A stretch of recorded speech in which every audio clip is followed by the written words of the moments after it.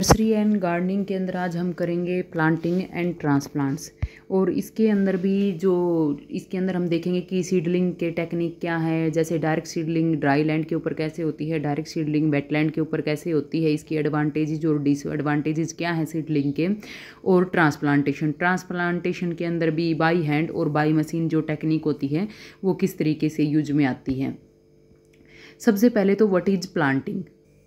Planting के अंदर किसी भी प्लांट को ग्राउंड के अंदर पुटिंग करना या फिर किसी भी कंटेनर के अंदर रखना, हम उसको ग्रो करवाने के लिए हम उसको प्लांटिंग बोलते हैं। प्लांटिंग के अंदर सबसे पहले हमें ये सॉलिड नॉलेज होनी चाहिए कि जो कंडीशन या फिर प्लांट के प्रेफरेंस क्या है, जो चीज़ें इन्वायरमेंट के अंदर है वहीं पर हमें स्पेसिफिक प्लांट की प्लांटिंग करवाते हैं। इसके अंदर यहाँ पर कंप्लीट एक्टिविटी का हमें पता होना चाहिए प्लांट की कि कब उसके अंदर फ्लावर्स आएंगे, वेजिटेबल्स हैं या फिर ट्री है, या कैसे उसकी एक्टिविटी रहेगी उसके अकॉर्डिंग। तो ये सारी चीज़ें हमारे नॉलेज में होनी चाहिए। इसके प्लांटिंग में जब जिस भी प्लांट को हम ग्रो करवाते हैं तो उसके अंदर सबसे पहले ये देखा जाता है कि जो क्लाइमेट है, सोइल कंडीशन है, सनलाइट है, वाटर है, या फिर जो सारी टेक्निक है वो उसके अकॉर्डिंग होनी चाहिए। अगर उसके अकॉर्डिंग नहीं होगी तो हम वहाँ पर प्लांटिंग अगर भले ही करवा दें लेकिन वो प्लांट वहाँ पर अच्छे से अपने आप को ग्रो नहीं करवाने पाएगा। डायरेक्ट सीडलिंग के अंदर क्या होता है, ये एक मेथड होता है जिसके अंदर हम जो सीडलिंग मेथड को डिस्क्राइब करता है उसी की एक ब्रांच मान करके हम चल सकते हैं। इसके अंदर क्या किया जाता है, जो सोइल होती है उसके अंदर या कहीं पर भी कोई ऐसी जगह है जहाँ पर हम कंप्लीट प्लांट को सोविंग करवाते हैं और वहीं पर वो मैच्योर होता है तो उसको हम डायरेक्ट सीडलिंग मान करके चलते हैं। तो इसके अंदर किसी भी प्लेस का एग्जाम्पल ले सकते हैं या फिर किसी भी ऑब्जेक्ट के अंदर हम डायरेक्ट उसको ग्रो करवा सकते हैं। ये भी अपने आप को दो मेथड के अकॉर्डिंग डिफाइन करती हैं, जैसे डायरेक्ट सीडलिंग ड्राई लैंड के अंदर और डायरेक्ट सीडलिंग ऑन वेटलैंड के ऊपर। सबसे पहले हम direct seedling on dry land देखते हैं। इसके 3 मेथड बताए गए हैं, ब्रॉडकास्टिंग, ड्रिलिंग एंड डिबिंग। इसके अंदर सबसे पहले ब्रॉडकास्टिंग सीडलिंग के अंदर क्या होता है, इसके अंदर सीड को डायरेक्ट अपने हाथ से या फिर जैसे कि किसी भी मेथड से कंप्लीट सोइल के ऊपर वैसे ही स्प्रेड कर दिया जाता है, या आप बोल सकते हैं कि इसका छिड़काव किया जाता है। जैसे इमेजेस के अंदर दिखाया गया है कि जो मैन है वो कंप्लीटली सीड को कंप्लीटली सोइल के ऊपर वहाँ पर डाल रहा है। तो इसके लिए ये मोस्ट प्रोबेबिलिटी इसके अंदर मोस्टली क्या होता है, जो इक्विपमेंट होता है बहुत ही कम रिक्वायरमेंट होती है, बहुत मिनिमल इक्विपमेंट की रिक्वायरमेंट होती है क्योंकि डायरेक्ट हम करते होते हैं इसके अंदर। और ये मोस्ट प्रोबेबिलिटी जैसे ग्रासेज हो गए, कवर क्रॉप्स हो गए या फिर वाइल्ड फ्लावर्स हो गए, उनके लिए बेटर या सुटेबल हम मान करके चलते हैं। सेकंड मेथड है ड्रिलिंग।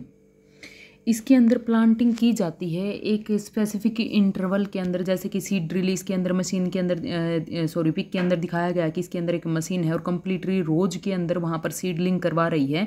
तो इसको हमने यहाँ पर सीड ड्रिलर भी बोल सकते हैं इसको।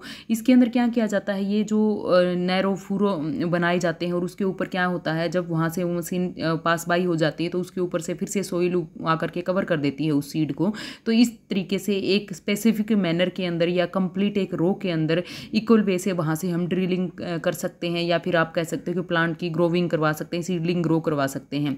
ये मोस्ट प्रोबेबिलिटी जो क्रॉप्स हो गई उनके लिए यूजफुल होता है, like corn, soybean and wheat. उसके अंदर ये बेनिफिशियल माना जाता है एक सीक्वेंस के अंदर ग्रो करवाना उनको।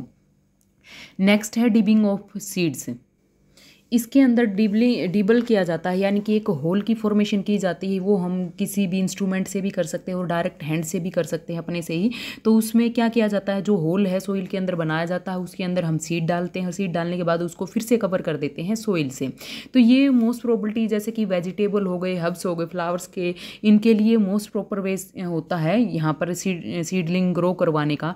और ये स्पेशली किसके बेसिस पे किया जाता है कि जैसे हमें स्पेस की रिक्वायरमेंट है, एक जो प्रॉपर डेप्थ चाहिए होती सीड को, तो उसके बेसिस से ये बहुत ही सूटेबल माना जाता है कि एक प्रॉपर स्पेस उनके बीच में मेंटेन करके रखता है। और कितने नीचे तक हम सीड को डालना है तो वो इस तरीके से हम अच्छे से मैनेज करने पाते हैं इसको।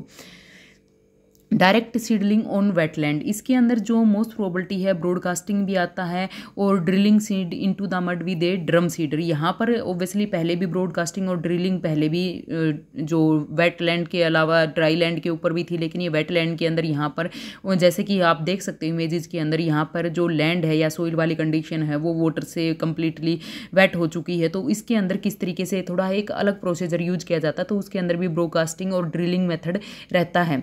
जैसे कि इसके अंदर एडवांटेजेस देखते हैं हम। एडवांटेजेस यहाँ पर सीडलिंग की बात कर रहे हैं हम, जैसे कि इसके बेसिस पे क्या होता है कि ऑब्वियसली यहाँ पर रीजनरेटेड किया जाता है क्विकली और चीपली वे से। किसी भी एरिया को वहाँ पर सीडलिंग करना इजी होता है। सीड कॉस्ट होती है वो लेस होती है एज कम्पेयर अगर हम कंप्लीट प्लांटिंग अगर वहाँ से कॉस्ट इफेक्टिव रहती है अगर उनको हम खरीद करके लाते हैं। तो ये क्या होता है, ट्रांसपोर्टेशन जो होता है सीड का वो भी ईजी रहता है। एक तो हम प्लांट को लेकर के जाए और एक सीड को लेकर के जाए, तो ऑब्वियसली जो सीड को कैरी करना है, ट्रांसपोर्ट करना ईजी रहता है। यहाँ पर सीड जो होता है यहाँ पर टाइम भी लेस रिक्वायर्ड करता है और लेबर जो होता है वो सीडलिंग के कंपैरेटिवली इसके अंदर कम रिक्वायरमेंट होती है। इसके अंदर हम एक ही टाइम के अंदर मिक्सचर ऑफ ट्रीज, श्रब्स और जो ग्राउंड कवर होते हैं एक ही टाइम पर ग्रो करवा सकते हैं। तो ये यहाँ पर नेचुरल रीजनरेशन करवाता है डिफरेंट टाइप ऑफ प्लांट की एक ही टाइम के अंदर। एडवांटेजेस के अंदर ही नेक्स्ट इसके अंदर हम ये कह सकते हैं कि इसके अंदर एक ही टाइम के अंदर मोस्ट प्रोबेबिलिटी हम टाल टाइप के, मीडियम टाइप के जो स्पेसिफिक हाइट के बेसिस पे बोला गया है इनको, या जो स्मॉल स्पीसीज होता है उनको एक मोर इफेक्टिव वे से यहाँ पर ग्रो करवा सकते हैं। डायरेक्ट सीडलिंग जो मेथड होता है इसके अंदर जो रूट ग्रोथ होती है उसको बेटर माना जाता है, तो ऑब्वियसली उसके लिए प्लांट की ग्रोथ अच्छे से रहेगी और ये वहाँ पर रूट उसकी वहाँ पर मजबूत है, तो ऑब्वियसली जो क्लाइमेटिक एक्सट्रीम इफेक्ट या फिर एडवर्स इफेक्ट जो होता है क्लाइमेट का वो उसके ऊपर कम इफेक्ट डालने पाता है। हम इसके अंदर ईयर के अंदर प्लांटिंग ज़्यादा से ज़्यादा प्लांट की करवा सकते हैं, तो यहाँ पर काफ़ी सारा जर्मिनेशन हम देख सकते हैं। और इसके अंदर क्या होता है, जो सीड बेड तैयार किए जाते हैं उनके लिए स्पेशलाइज जो सीडर होते हैं उनकी भी ज़रूरत नहीं होती है। तो ये इस तरीके से हमारे लिए काफ़ी सारा बेनिफिशियल चीज़ें लेकर के आती हैं सीडलिंग। लेकिन इसी के अंदर कुछ इसके अंदर डिसएडवांटेजेज भी हैं। इसके अंदर क्या होता है कि मोस्ट प्रॉपर्टी जो डीप सीटेड सीड होते हैं या फिर जो नॉन वेटिंग एरिया होता है, सैंडी एरिया होता है या हैवी टेक्सचर सोइल होते हैं, उनके ऊपर जर्मिनेशन करवाना थोड़ा ईजी वन नहीं रहता है। और यहाँ पर कई बार क्या होता है, जो सीड होते हैं स्पेसिफिक सीड के लिए पहले ट्रीटमेंट दिया जाता है, तो उनके लिए भी थोड़ा ये डिसएडवांटेजेज हैं। यहाँ पर ऑब्वियसली वाइबल सीड का सर्वाइवल रेट बहुत लो होता है, क्योंकि कुछ सीड जर्मिनेट करने पाते, कुछ नहीं करने पाते। और अगर हम मिक्सचर ऑफ सीड्स वहाँ पर ग्रो करवाते तो उसके अंदर यहाँ पर जो वीड होते हैं वो भी साइड बाय ग्रो करते हैं, तो उनको ऊपर लिमिट करना भी बहुत ज़्यादा ज़रूरी हो जाता है। तो वो एक तरीके से थोड़ा अच्छा नहीं रहता है कि जो प्लांट को थोड़ा अफेक्ट करते हैं जो वीड होते हैं, तो ये उनके लिए थोड़ा डिसएडवांटेजेज हो जाती है। कई बार क्या होते हैं, कुछ जो सीड होते हैं वो 9 to 12 मंथ प्रॉपरली वहाँ पर उनका रिजल्ट देखने में लग जाता है डायरेक्ट सीडलिंग के अंदर। जो क्या करते हैं कि कई बार नेक्स्ट जर्मिनेटिंग सीजन हो जाता है उसके अंदर ग्रो करते हैं, तो ये अपने आप में एक डिसएडवांटेजेज होती है, उसकी काफ़ी सारी हैं। लेकिन उसके बावजूद भी हम मानते हैं अच्छा सीडलिंग को। ट्रांसप्लांटेशन, इसके अंदर क्या किया जाता है, किसी भी एक प्लांट को जहाँ पर वो ग्रो किया हुआ उसको वहाँ से कम्प्लीटली रूट के साथ में उखाड़ करके और किसी दूसरे जगह पर ग्रो करवाना, उसको हम ट्रांसप्लांटेशन कहते हैं। यानी कि प्लांट को ही हम ट्रांसफ़र कर देते हैं एक जगह से दूसरी जगह पर, इसलिए इसको बोला ट्रांसफ़र करना, प्लांटेशन प्लांट को, यानी कि प्लांट का ट्रांसफ़र करना। इसके अंदर क्या किया जाता है, डायरेक्टली मेथड हम नहीं कह सकते हैं, क्योंकि वहाँ पर क्या है, हमें किसी भी नर्सरी वगैरह की ज़रूरत नहीं पड़ती है कि वहाँ पर कंप्लीट प्लांट मैच्योर होने पाए, तो इसके बेसिस से ये इजी वन भी रहता है। वहाँ पर हम और प्लांट को ग्रो करवा सकते हैं नर्सरी वगैरह के अंदर, और जो पहले सीडलिंग बनी हुई उनको किसी दूसरी जगह पर ट्रांसफ़र कर सकते हैं। ये डायरेक्ट मेथड हम बोल सकते हैं कि जैसे जो राइस प्लांट होते हैं, टोमेटो होते हैं और पेपर्स होते हैं, मोस्ट प्रोबेबिलिटी वेजिटेबल्स के अंदर ट्रांसप्लांटेशन का ही यूज किया जाता है। ट्रांसप्लांट बाई हैंड, या फिर आप इसको कह सकते हैं कि मैनुअली मेथड। मैनुअली यानी कि हम डायरेक्ट हैंड से जब सीडलिंग करवाते हैं तो उसको डायरेक्ट आप कह सकते हो ट्रांसफ़र बाय हैंड या फिर मैनुअली मेथड। इसके अंदर क्या होता है, जो वर्कर होते हैं स्पेशली कोई भी किसी टूल की हेल्प से या डायरेक्ट हैंड से सोइल के अंदर वहाँ पर होल बनाते हैं।